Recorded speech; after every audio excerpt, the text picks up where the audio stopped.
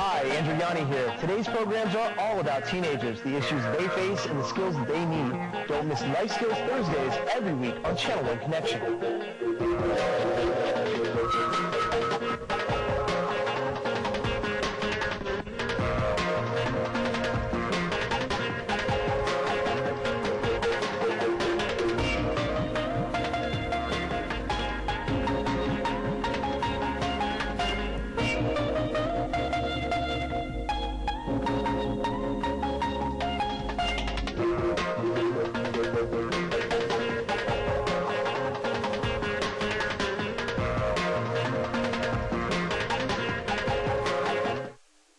The United States Department of Education, in partnership with the National Alliance of Business and the U.S. Chamber of Commerce and the Committee for Economic Development, presents the Satellite Town Meeting.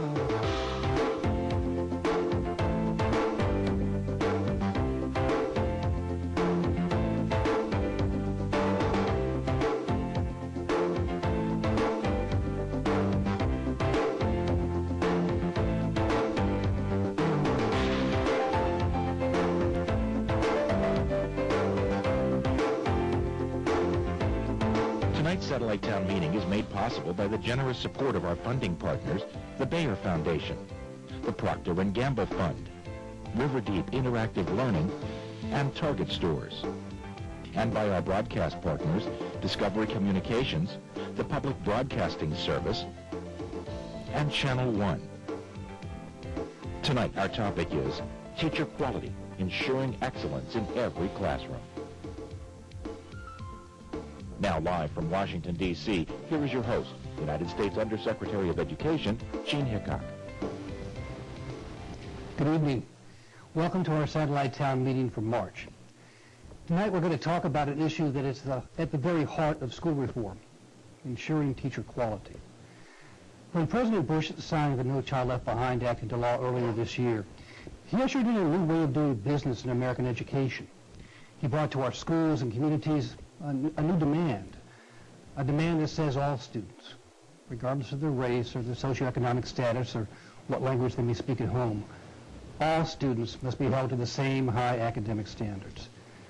Now, meeting this demand won't be possible without a high-quality teacher in every classroom in the nation, and that's no easy task.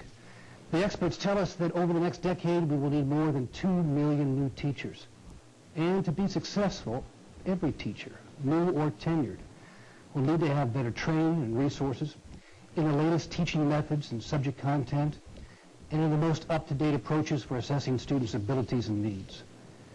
Ensuring a high-quality teacher in every classroom in America is a challenge that will take great investments of time and resources. And the wisdom needed to achieve this goal is not found here in Washington. As the President recently said, if we are really going to set high standards and expect people to meet them, we've got to trust the folks at the local level to chart the path to excellence. This new law will provide local school districts with greater freedom and resources than ever before to recruit and retain excellent teachers and to hold them accountable for the quality of teaching in the classroom. So, how will our schools find, hire, and maintain the teachers they need? How will we best prepare them for the tough challenges of today's classroom? Those are the subjects of our conversation tonight. And to get us started, here's a brief video that helps explain the teacher quality challenge. Teaching is the essential profession, the one that makes all other professions possible. Without highly qualified, caring, and committed teachers, schools can't ensure that our children can meet high standards and be prepared for the challenges and opportunities of America's third century. Being a teacher is noble and important, and an incredibly important part of the future of our country. This administration is committed to a goal, and I know it's shared by the members of Congress, that we'll have a quality teacher in every classroom in America. Never before has the challenge to recruit and retain qualified teachers been greater than it is right now. By 2007, America's schools will educate nearly 3 million more children than they did in 1998. With enrollment increases occurring just as teacher retirements are beginning to accelerate, Research says that in the next decade, we will need over 2.2 million additional teachers. More than half of these will be first-time teachers, and they will need to be the best prepared teachers our nation has ever known. The No Child Left Behind Act demands more from teachers than ever before. Yet, a recent survey by the Department of Education found that only 36% of current teachers feel they are very well prepared to implement curriculum and performance standards, and less than 20% feel prepared to meet the needs of diverse students. Solid preparation is critical to success, as research has shown the most significant factor in student achievement is the teacher. A 1998 study in the Dallas Independent School District shows striking differences in math achievement between students taught by teachers of differing quality. To help local communities meet the challenge, the No Child Left Behind Act authorizes over $4 billion in 2002 alone to improve teacher quality and strengthen recruitment efforts nationwide. Our obligation to America's teachers is as clear and as strong as our obligation to America's children. Teachers deserve all of the knowledge and support we can give them, and children deserve the quality education that comes from excellent teachers. This is their birthright. Well, I think that video sets the stage nicely for tonight's discussion. Our moderator, Nancy Mathis, will help us get this discussion started. Nancy? Thanks, Dr. Hickok. Let's meet your guest. Dave Gordon is the superintendent of Elk Grove United School District in Sacramento, California, where the rapidly growing school system needs about 400 new teachers every year. In response, Elk Grove created the Teacher Education Institute, a fast-track program that ensures graduates are ready to teach on their very first day in the classroom. Welcome.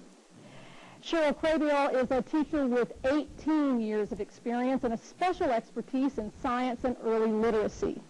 In 1998, Cheryl became National Board Certified, and she currently teaches at Broadacres Elementary School in Silver Spring, Maryland. Welcome. Ruth Mayhem is a university professor, researcher, and classroom teacher. Ruth currently teaches in the University of California, Berkeley's Reading Certificate Program, which assists teachers from preschool through 12th grade in building skills needed to teach reading. Eugenio Longorio is a classroom instructor and literacy coordinator at Bell Multicultural High School right here in Washington, D.C. He gave up a career in economics and international trade to enter the education profession as a Teach for America recruit. Welcome to all of you, and welcome to our studio audience.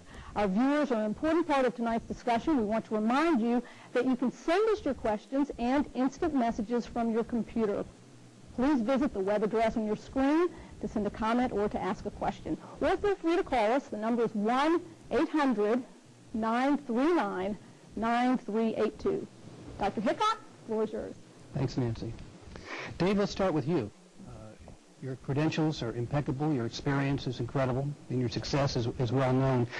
Tell us how districts' challenges need to be confronted on this issue, and tell us what you're doing at Elk Grove, which has really made quite an impression. Well, I think the challenge in recruiting teachers is not just wages. Wages are important, and we need to pay teachers a very good wage. But it's also a quality facility. It's quality materials for them to work with. It's quality colleagues who will help support newer teachers. And it's good leadership, because quality teachers won't work for a weak principal. You know, it strikes me that what you're saying in essence is that education always has been, frankly, a people business.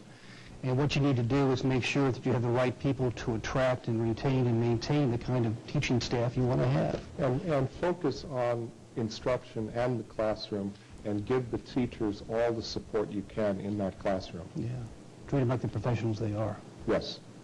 Cheryl, only about 22% of new public school teachers stay in the, 22% leave the classroom after the first couple of years, which is a startling statistic when you think about it, especially in this day and age where we're talking about trying to get more and more people to enter the profession. Tell us what districts and schools can do to help retain teachers, the ones that need this support the most. Boy, I think it is a true struggle, and I think we as a nation need to decide and to support new teachers through a strong induction program. we have a history in our country of giving new teachers the hardest assignments. We work them to death the first few years. They burn out, and it's no wonder. The challenges that are in the classroom today are very different than we had years ago. We need to provide strong support for those new teachers. We need to give them less teaching responsibilities and more time in the classroom to view master teachers at work, to really hone their craft, to get into their content that they really desperately need to know those first few years, and then get at those pedagogical skills that will really enable them to sustain. Yeah, we were talking before the show about the nature of the profession, and I guess what you're saying, at least for those who are just entering the profession, it's very important that they have people who are career professionals, partners in this process. Absolutely. Because it takes time. I mean, even the best of us, when we first enter a classroom, that's new territory. Right. It's new geography. Yeah, the learning curve in a classroom is constant. Yeah. There are new things happening every day. That's also part of the excitement of it, I think. Right? Sure, it is part of the excitement, but having someone that can support them and sustain them through their efforts is really important. Great. Hey, Eugenio, now you're a recent college graduate with a business background, as I understand it, not a teacher preparation background. And that led you to Teach for America, which is how you entered in the classroom, and your desire to pursue this career, which now you are fully engaged in. How did Teach for America prepare you for this new career? Well, I think part is the institution that we go through upon being accepted into Teach for America, and I think part of it also has to do with the sort of personal character traits that a person that gets accepted into Teach for America brings along with them. Service has sort of been a huge part of my life, and for generations it has been a huge part of my family, from my great-grandparents to my sister starting the first church in the community that I come from, and me moving on into things in my own life. But Teach for America takes these people that are young college graduates and takes them through an institute that is a very, very sort of intensive 6-week program. And they prepare us with class management tools, instructional tools, lesson planning tools, and also the opportunity to sort of grow and share ideas with a wide range of people from all over the United States.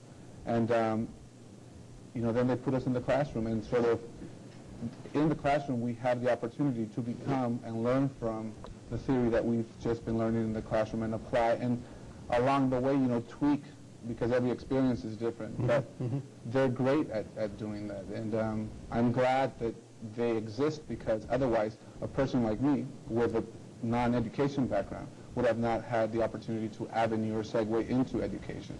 What was your biggest surprise as you got engaged with Teach for America and began to realize the challenges of the profession? It's not that easy.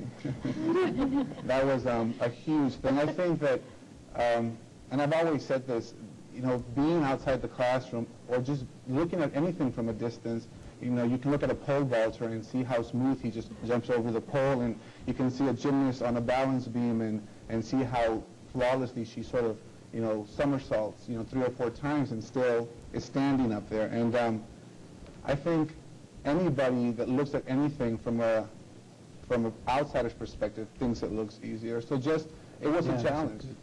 That's an excellent point. Good teachers make it look easy, but for those who are engaged in the classroom, the lesson is it isn't easy. It takes hard work and true professional skill. That's right.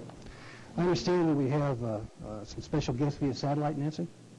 Want to tell us about them? Absolutely. Live from Clemson, South Carolina, here is Jeff Davis, who is the field director for the Call Me Mr. program. Based at Clemson University, the program works with 3 historically black colleges to recruit, train, and certify African-American men to become elementary school teachers. Jeff is also joined by Cedric Anderson, a sophomore enrolled in the program. Hi, guys. Thanks for being with us tonight. Hey, just out of curiosity, how'd you get the name for your program? The Sidney Poitier movie, In the Heat of the Night. Yes. When they were asking what to call him, he said to call him Mr. Tibbs. And we felt that because of the fact that we wanted to recruit teachers, we wanted them to realize the dignity and respect that come along with the profession. Absolutely. You know, I remember that movie, and it was a pivotal point. It was a wonderful example of how teachers should and can command respect. You know, Jeff, there are 20,000 elementary school teachers in South Carolina, and only about 1% of them are African American men. How do you get more African American men into this profession, especially considering how important you can be in the lives of young children, especially those who come from single-family homes?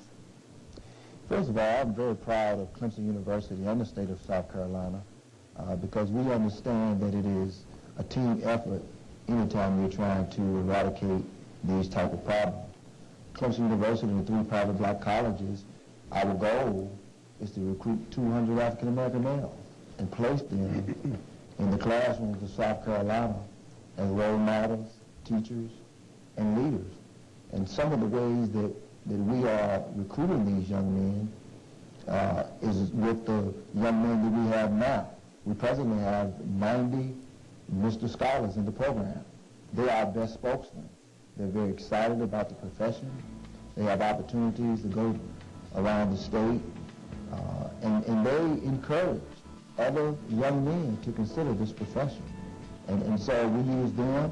We also give them the tuition support that they need. These young men have an opportunity to enter into the classroom in their first year as freshmen because we identify mentor teachers that can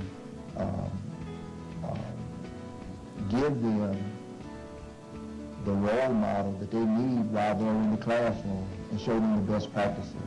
Those are some of the things that we're doing to attract these young men. You're sort of battling against the odds, aren't you? Because a lot of African-American men don't consider, it's sort of a non-traditional career path to choose teaching. Is that correct? Yes, it is. I've been telling many people, as a former student athlete, that it was very easy for me to believe that I could be an athlete and play pro ball. But the real role model in the classroom. And many of our children, when they enter the classroom, they never see an African-American male at the head of the classroom. So we believe that it's important, that it's not only important for our children to hear the value of an education, but we believe that it's important.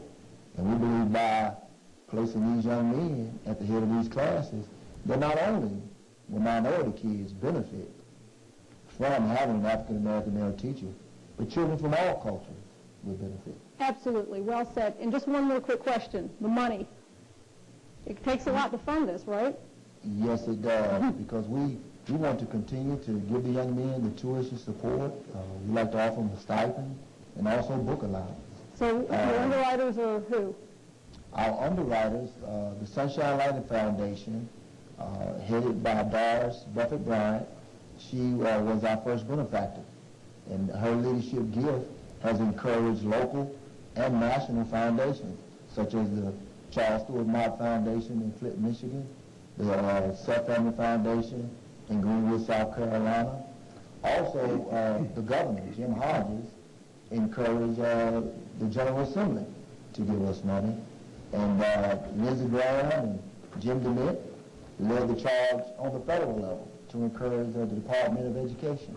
Also, even Clemson University alumni and friends, people such as LaVon Kirkland, a pro football player with the Seattle Seahawks.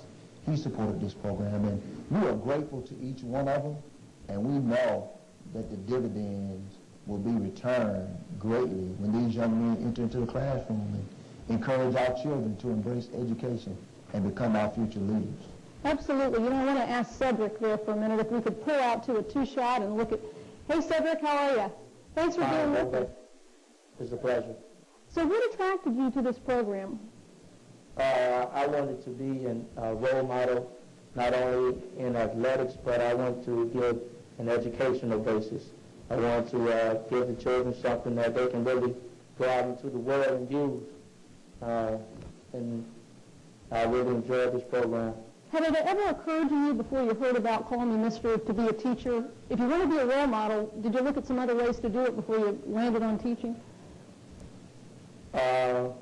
Not really. I thought the classroom is where I had a basis of where I could touch many different students.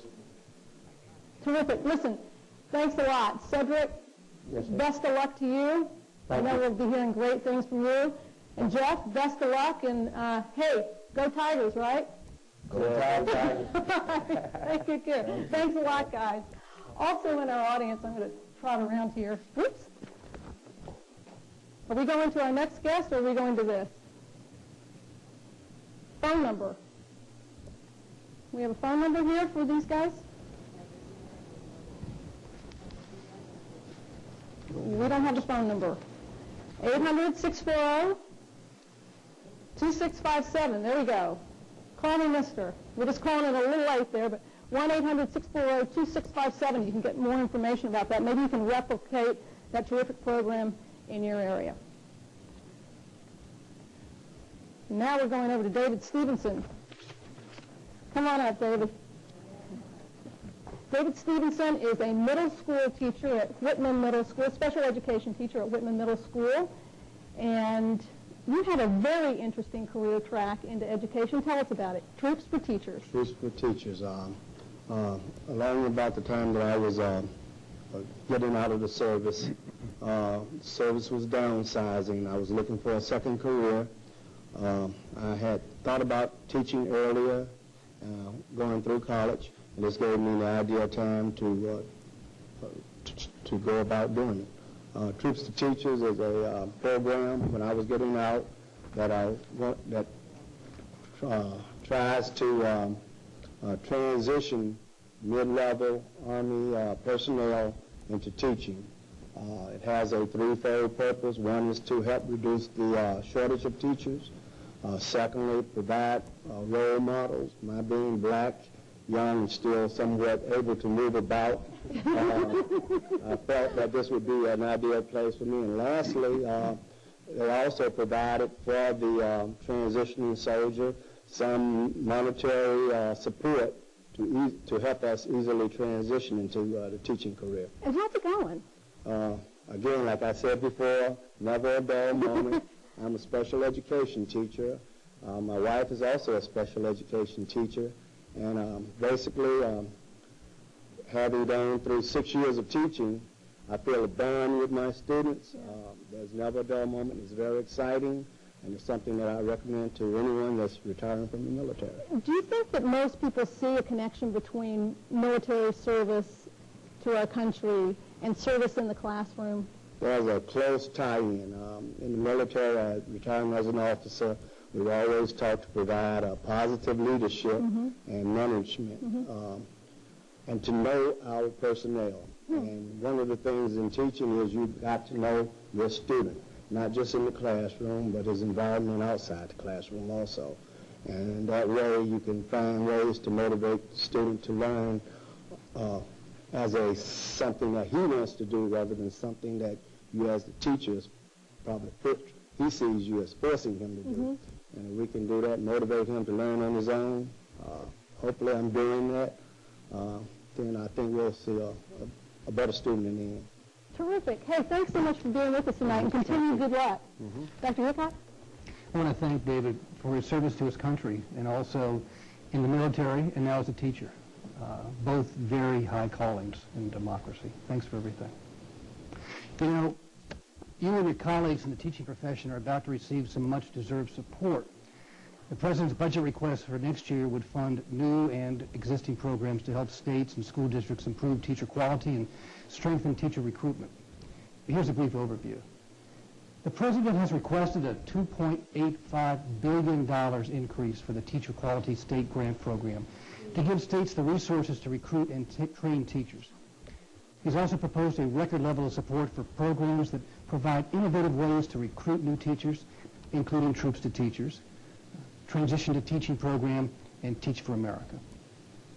His budget request will strengthen existing programs to help train teachers in specific areas of need, such as early childhood education, reading instruction, special education, math and science and history, and technology. The President's plan speeds the implementation of the Teacher Protection Act, which ensures that teachers, principals, and school professionals can maintain order and discipline in the classroom without fear of litigation. The President's budget also calls for a new teacher tax deduction to help teachers to free up to $400 of out-of-pocket expenses in the classroom. Finally, the President's plan will expand student loan forgiveness up to $17,500 for math, science, and special education teachers who commit to teach in high-need schools for 5 years. And if you'd like more information about the President's teacher quality proposals or any other initiative listed in this 2003 budget request, please visit the web address on your screen. Nancy, back to you. Thanks, Dr. Hickok. Tonight we have a short video about Dave Gordon's district, which has found new ways to recruit and train exemplary teachers, especially minority and second career candidates, and to prepare them to teach to the district's high standards. Let's watch it now. Over the next 10 years, school enrollment in American schools will skyrocket. As a generation of teachers move into retirement, school systems face a double challenge. They must recruit greater numbers of teachers, but with today's emphasis on high standards for all children, schools must also be sure that the teachers they recruit are highly qualified.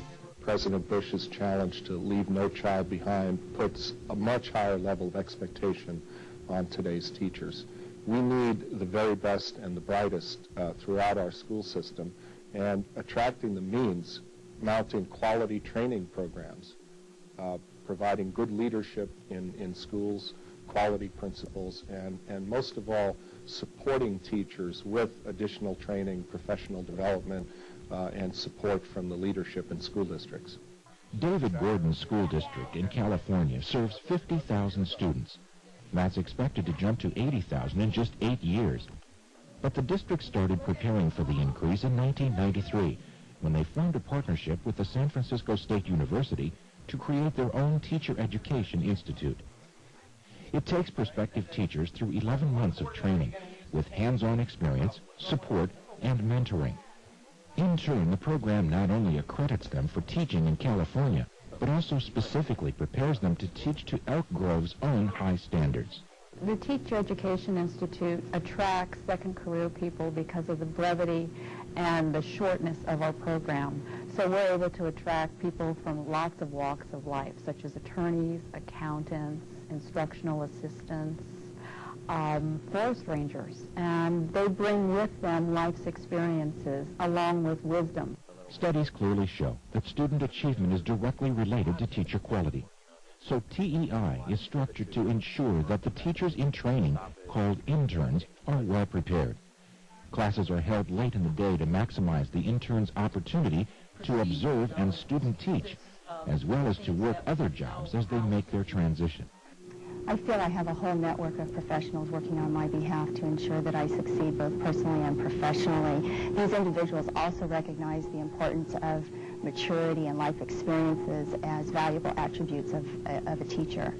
TEI is rooted in support for its interns, both while they are in the program and after they begin teaching.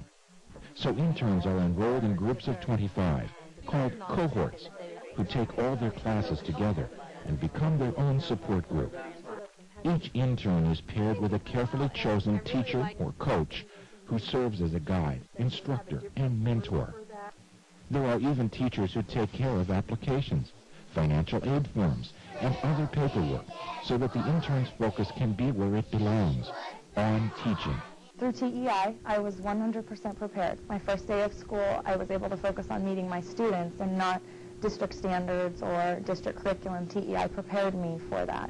In addition, I can to this day go to my teacher coaches, and some of them are on my site, and I can go to them with concerns, and they'll help me, and they give me advice constantly. Since TEI trains its interns specifically in Elk Grove's high standards, there is little need for retraining. 8 or 9 years ago, I was struck by how many teachers we had to completely retrain because they were not trained to teach reading in the form of phonics and phonemic awareness. So TEI was started as a response to wanting to grow our own people who were trained to our specifications. The Teacher Education Institute is helping Elk Grove prepare for a time when quality teachers will be needed in great numbers. But there's a bonus right now. The number of Elk Grove's high school graduates going on to college has almost doubled in the last 5 years. And in that same time, 96% of the teachers who came out of TEI are still here. Dave, it's a wonderful program. I'm familiar with it. You've faced these amazing challenges of teacher shortages, of huge growth in enrollments in your district, and you become an entrepreneur. You talk to higher education, you create your own program. But let me ask you the tough question, and that is, what's the impact on student achievement? How do we know? Well, we closely track the bottom line, and here's the bottom line. As you saw in the clip, our college enrollment in the University of California, California State Universities, has gone from 14.8% to 27% in just 5 years. Our elementary scores have skyrocketed in our elementary schools. And we're particularly proud that we have headed off learning problems such that our special education identification rate has dropped from 16% to 9.1% in 9 years. That's marvelous. That's marvelous. I mean, it really does reiterate the point I tried to make at the top of the show, and that is the answers to many of our challenges are not going to be found in Washington, D.C. They're going to be found in Elk Grove or in Clemson or other places where good people have great ideas and make huge things happen. I just think it's fantastic. My advice to people would be, don't let someone tell you something can't be done, because that's what we were told when we started this in 1993. That's great advice. Ruth, you are relatively unique, I think, in that you are a classroom teacher and a researcher and a college professor, and you make sure that both those worlds complement one another, and I think that's fantastic. What do new teachers need to be effectively prepared, in your opinion? And I know that you're a strong advocate for making sure that every teacher is adequately prepared in the language arts. Tell me about that. Well, I think first and foremost, I want to build on what you said, David. I think it's very important to really know your students. So I want to start there. But beyond that, teachers really need to feel comfortable with the content that they teach. Yeah. So I think that in my particular field, language arts, it's very important that I understand linguistics. It's very important that I have a firm grasp of children's literature, that sort of thing. It's also important, I think, for teachers to know how to read research. There's not quite enough of that, in my opinion. I mean educational research and research that comes to us from psychology, basic research. So we understand how, not only interesting strategies for teaching reading, but all of the complexities. I think also they have to feel comfortable with reasoning. Like when I teach spelling, for example. We know a lot about how English works and less about how to teach it best. So, in terms of research. So I have to reason through that and figure out, given the amount of research that has been done and given what I know about English, what can I do? And I think also they need to know what they need to ask for. Okay, is it fair to say that? I think that we need classrooms filled with books. And I also think that teachers need to ask for time to reflect. We don't have enough time to reflect on our lessons. And I think that fortunately in California this is changing because there's a lot going on here in terms of reflection, lesson study, that sort of thing. Very crucial. We just are not given enough time. Professional development always looks so different. That's outstanding. It's a people business. I mean, education's all about ideas and individuals coming together. And what we need to do is find ways to make sure that teachers get a chance to interact together and experience the kind of richness this profession provides. And time to think, frankly, is critical. Exactly. And Henry, a recent study said that the impact of the Teach for America Corps is pretty impressive in that they tend to score even better on certain indicators of teacher preparedness than others. What do you think accounts for that? Well, I just think that, again, I'll go back to the characteristics of what a core member is. Usually, Teach for America recruits people that are highly, highly motivated and are very innovative, and they're very open to new ideas. And in my own personal experience, I'm a person that doesn't let obstacles get in the way. I always try and find a solution. I always try and look for help. And I think that those are qualities that good teachers have, not just Teach for America Corps members, but you could always, anybody that sets their mind to achieve something will achieve. And I think that that's a common quality among Corps members. And it's a quality in myself, and I think that that is one of the attributes as to why we succeed in the classroom. because we're motivated to succeed, and we're leaders, and we want to be for a long time. Let me ask Cheryl a question that I think a lot of people talk about in this day and age, and that is the ideas of incentive pay and bonuses and merit pay, and what role do you think they could play or do play in terms of teacher quality and attracting qualified people to this profession? Well, I certainly think money is one of the obvious draws to retaining people and seeking those people to come to the classroom, getting them there. But once they're there, keeping them there, these are the issues of teacher quality. It's the time that Ruth talked about, to be able to reflect with colleagues and to be treated as a professional, to work with high caliber people who intellectually challenge you and continue to focus your efforts on learning new things and keeping abreast of everything that comes to the classroom every day. Very good. Yeah. I know we're getting tight on time, and I know we have some guests in the audience. Nancy? We do have some guests. We have Anita Ramsey, who is co-director of George Washington University's Transition to Teaching program. Tell us about the program, Anita, and how it works. Okay, thank you. Well, the Fairfax Transition to Teaching program is part of the Masters in Secondary Education at the George Washington University, and it's a cooperative effort between Fairfax County, Virginia Public Schools and GW. And actually, we started in 1987, so this is our 14th year of partnership with the county. And in 1997, we were recognized by the Association of Teacher Educators as an outstanding teacher education program. So we're very proud of it. Really, the hallmark of the program is the placement of graduate students in a year-long internship in a Fairfax County high school. And this is while they're taking their coursework necessary for licensure. Okay, and in this internship, they're placed in a content area department in which they're seeking to teach, and they're paired with a cooperating teacher. At the beginning of the year, they work very closely with this cooperating teacher, but they also engage in a variety of tasks and duties and responsibilities that further the instructional process. They substitute teach, they tutor, they team teach. So it really gives them an in-depth experience in their content area, and it allows them to see kind of the rhythms of the school year from the very first day of school to the very last day of school. And Steve's part of that rhythm? Yes, he is. I am. I'm Steve Shapiro. I was a corporate executive for 25 years in a variety of high-tech companies. The scars are healing nicely. Yes, they are. This is my first year in the classroom. I'm teaching math at a high school in Fairfax County as part of the program. And I actually have a question I'd like to pose to the audience. Absolutely. I think some of it was addressed a little earlier, and that is the merits of re-examining the mix of certification and training requirements between content-related requirements versus the skills required to do classroom management, assessment, instructional planning, and so forth. From what I've seen in my year, sometimes the content-related requirements are out of sync with the curricula of secondary schools. We're not, at the same time, new teachers are not expected or not required to go through the kind of training necessary to gain the pedagogical skills that they're really going to need to succeed.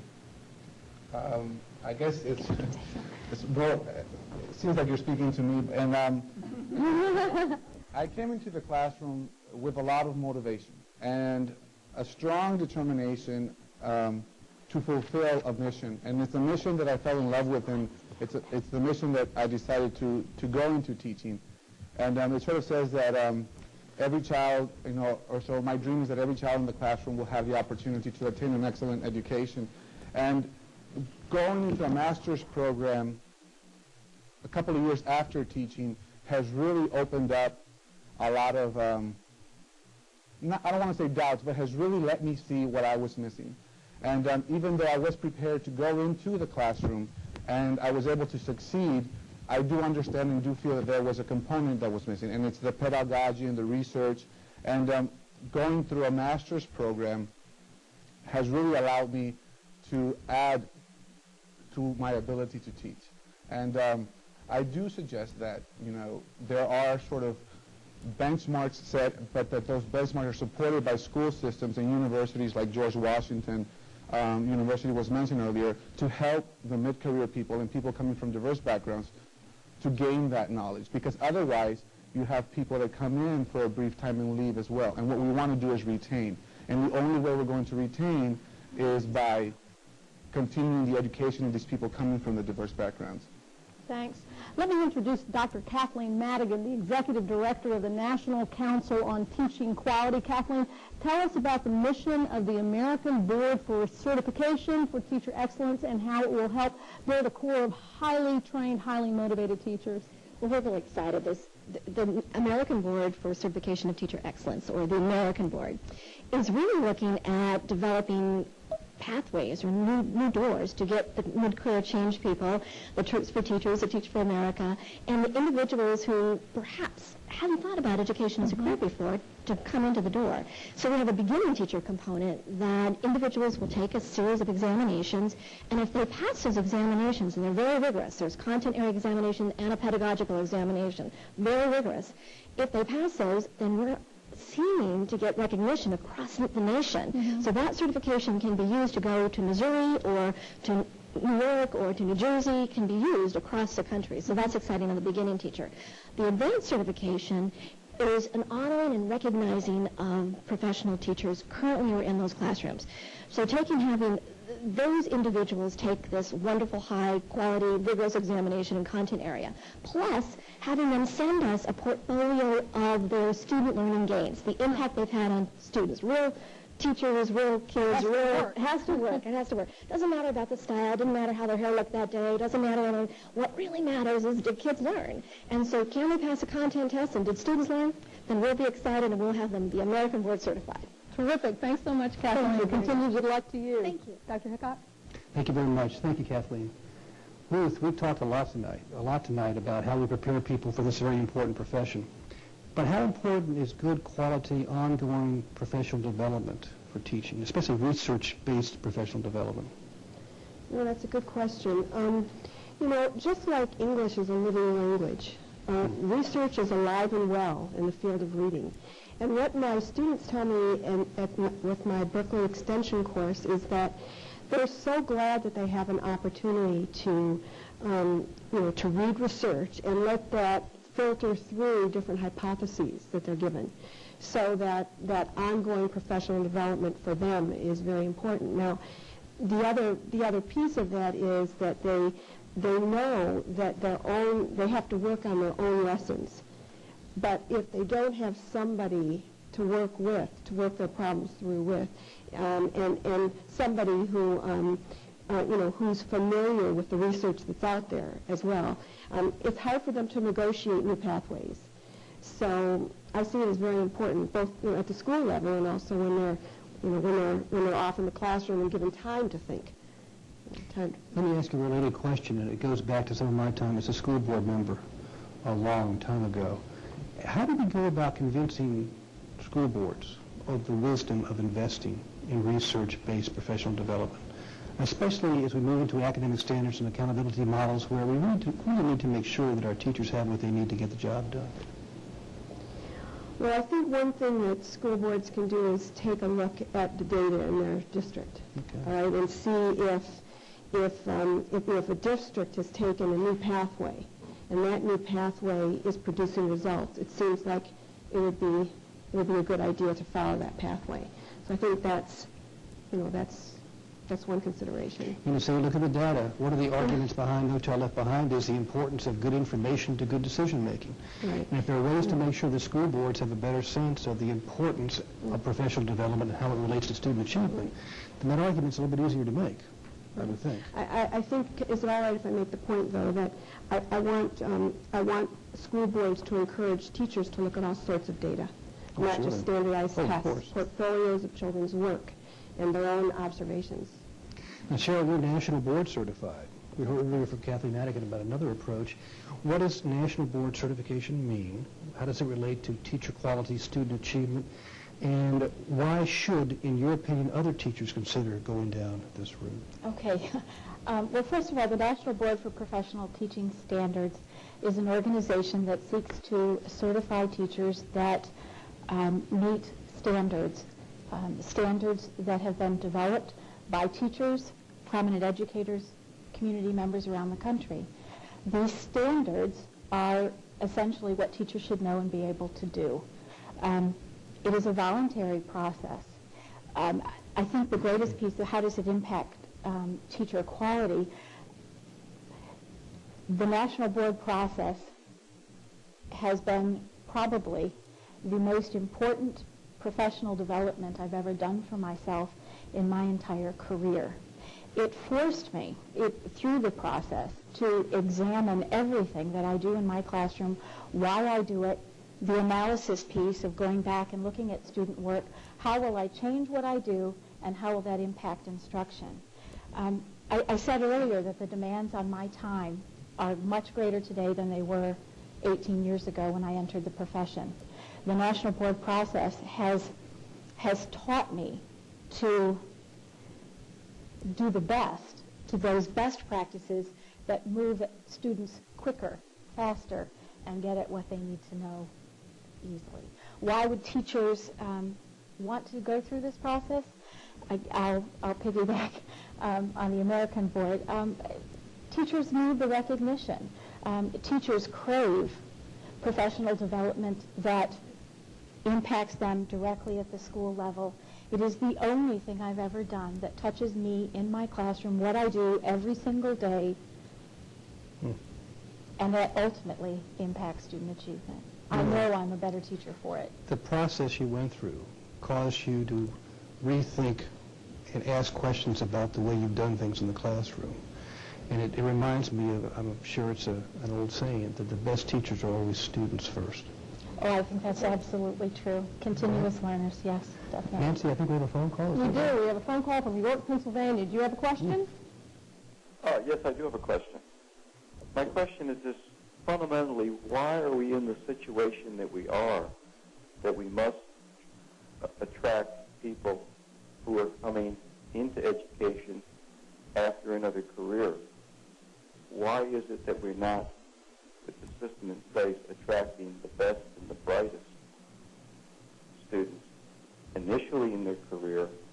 They will go through a 4-year undergraduate program, student teaching, a year of mentorship, as opposed to various internship programs and so on. I think that's the fundamental question that must be answered. Dr. Hickok, you want to take that? Yeah, thank you for calling from York, Pennsylvania. I know it well. I guess a couple of responses. At least in many places, including Pennsylvania, you are attracting a great number of people into the teaching profession through the traditional approaches of teacher preparation with classroom instruction and et cetera. But I think what we're also seeing is a desire to attract people from a variety of different backgrounds and walks of life who can bring to that classroom those kinds of experiences, and with the right kind of education, in addition to complement their experiences, can bring a new dimension to education. It's part of our whole goal about thinking differently about what we call public education. It's not to say that the past didn't work as much as to say the challenge of the future is unique, and how can we bring new talent to meet that challenge, frankly. Any other comments on that? I sort of, since I'm the one that came from a different career path, I do agree with people that come from different career paths add to the classroom. They add a different perspective. I know there's programs that bring people that were Peace Corps volunteers around the world. Can you imagine the kind of wealth of knowledge that these people bring into the classroom? You don't get it all in books sometimes. And just speaking for myself, I study a different path. I study what was making me happy at the university level, and what makes me happy today is teaching, and I continue to study. I didn't stop studying once I graduated. I only started studying something else, and that something else was teaching, and it's what I do now, and it's what I enjoy doing, and I will continue to study, to improve myself every day, to do what I do every day a little better every day. And bringing in the diversity is, I mean, it's a fountain of knowledge and wealth that you can't get anywhere else unless, if you only recruit from a straight path, you're only going to get that. But if you recruit from many paths, then you get many opinions and many minds working together, all achieving one thing. Ruth, you want to say something? Yeah, I want to add that I think that the society has to value teaching. And one way you value something is you pay people what they deserve. And when I think about the number, I wish that you would have chosen teaching as a career, because not only because you loved the particular work that you were studying, but also because you knew that when you graduated you'd have a decent paying job. And I think teachers just need to be paid more to attract some of that talent. I think there's universal agreement on that. Nancy, I understand you have a phone call from Princeton? Another call from Princeton, New Jersey. Hi, you have a question? Yeah, Educational Testing Service has embarked on a new project called the Teacher Quality Initiative, and this endeavor is designed to provide teachers and school leaders a deeper understanding of the power of student assessment and how the results of such assessment can be used to inform future lesson planning, design, and instruction, and improve student achievement. My question is, with the introduction of the federal ESEA regulations, what supports exist either at the state or federal levels to help teachers directly link these standardized testing initiatives and their use in improving student learning? Why do I think that question was directed at me? Thank you for calling from Princeton. Quite frankly, it really is at the core of what a lot of No Child Left Behind is all about.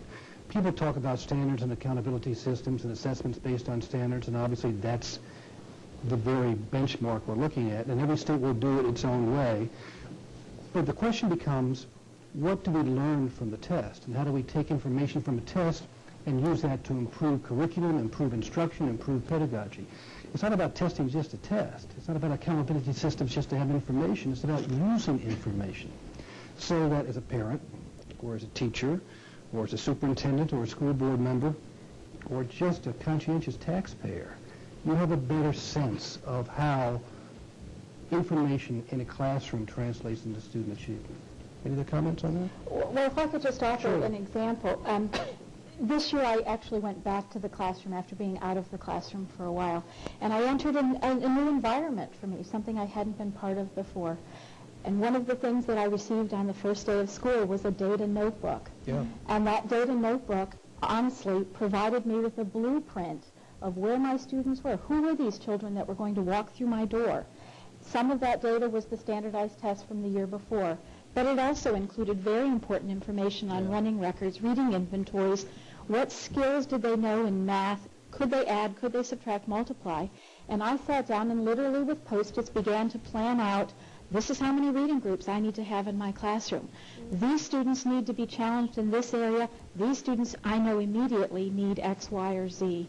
I think one of the greatest challenges that faces us as educators is that teachers, again, need to learn to read the data, to analyze it, and to make instructional decisions based on that data. Excellent. Well, we have time for one last question. You're the experts, the superintendent, the college professor, and teacher. What would be that one piece of advice you would offer to individuals to help make sure that our nation does have the high-quality teachers that they need in every classroom? To ask for what you need. Mine is, if you're not happy and you want something that can really make you happy, teaching is a great thing. Think about it. There's many organizations out there that will give you the opportunity to walk into a school and change the lives of many and also your own life. So if you want to give something a shot, teaching is definitely a great career to go into. I'm sort of picturing Robert Alpert, our curriculum director, and I would say to him, Robert, please support professional development and make sure teachers have time to reflect on their practice. That's what I would say. You know, when I was growing up, we were in the space program on a mission to the moon. 2 million new teachers. This is much tougher. And I think we've got to join with the President and Mrs. Bush and have our leaders work to support our teachers. I'm so proud of the work our teachers do, and if we give them the support, I think young people will come to say, I want to do that, and that's what we need to happen. Those are all not just important, but I would argue inspiring messages. You know, we have learned a lot in this country over the last several months and years about the importance of education, and it seems to me that there can be no higher calling in a democracy than the mission of trying to prepare for the next generation of this nation. A generation that will confront some very interesting challenges. And what could be more satisfying to the individual and more important to the future of the country than making sure that you have a role in preparing that generation? I thank you all so much for your ideas and your insights. This conversation can go on a long time, but I'm afraid we have time constraints. Nancy, back to you. Yeah, we're almost out of time, unfortunately. Before we close, though, let's take a moment to review the main ideas in tonight's discussion. To ensure a highly qualified teacher in every classroom, Schools and communities should consider programs that draw teaching candidates from non-traditional sources, such as the ones we discussed this evening: Teach for America, the New Teacher Project, and Troops to Teachers. Strengthen professional standards for teachers and build up the quality of teacher education programs. Make sure that teachers and teacher candidates have the latest scientific research about teaching and about learning. And finally, ensure that teachers have a solid education in the liberal arts as well as the subjects they plan to teach, so that they are well prepared for the academic rigors of any classroom. Please visit our webpage, especially created for teachers and for parents. Use the address on your screen and select Schedule from the toolbar to learn more about teacher quality and programs discussed on tonight's show. Our next Satellite Town meeting is on Tuesday, April 16th at 8 p.m. Eastern Time. Our topic will be Improving America's High Schools, Preparing America's Future. Please join us. For Undersecretary Gene Hickok in the U.S. Department of Education, I'm Nancy Mathis. Good night.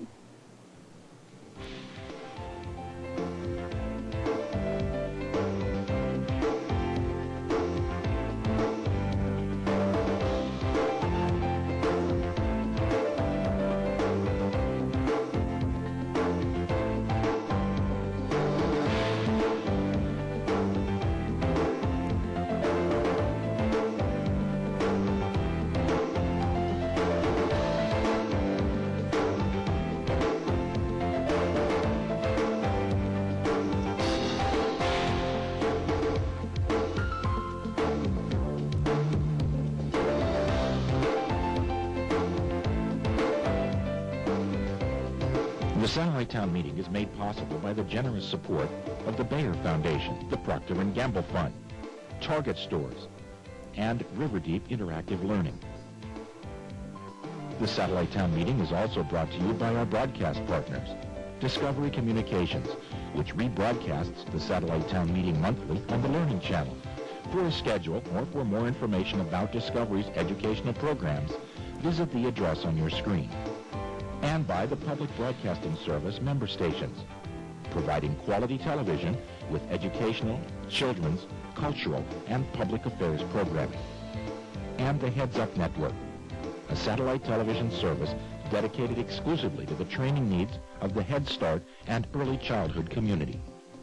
And by the Channel One Network, every day providing news and educational programming to more than 8 million teens at 12,000 schools across the nation. The Channel One Network. Knowledge is power. The Satellite Town meeting website offers a selection of online resources for parents and schools interested in today's topic. To learn more about teacher quality, please visit the web address on your screen and select the March description. And to learn more about the Partnership for Family Involvement in Education and available publications about tonight's topic, please call toll-free 800-USA-LEARN or visit the address on your screen. Join STM List, the email information service that delivers the latest information about free satellite teleconferences from the U.S. Department of Education straight to your email address. To be added to the list, send an email to the address on your screen. To view the archived webcast of this or any show produced this season, visit the web address on your screen. And visit the Satellite Town meeting homepage to learn about future programs and register for satellite coordinates. You can also learn more about our free technical assistance help desk feature. For more information on the U.S. Chamber of Commerce and the Center for Workforce Preparation, call Beth Buellman at 202-463-5525. To learn more about the National Alliance of Business and its efforts to reform education and build a quality workforce for America, call 1-800-787-2848. The next Satellite Town meeting will be on Tuesday, April 16th at 8 p.m. Eastern Time. The topic is on improving America's high schools, preparing America's future. Please be sure to join us.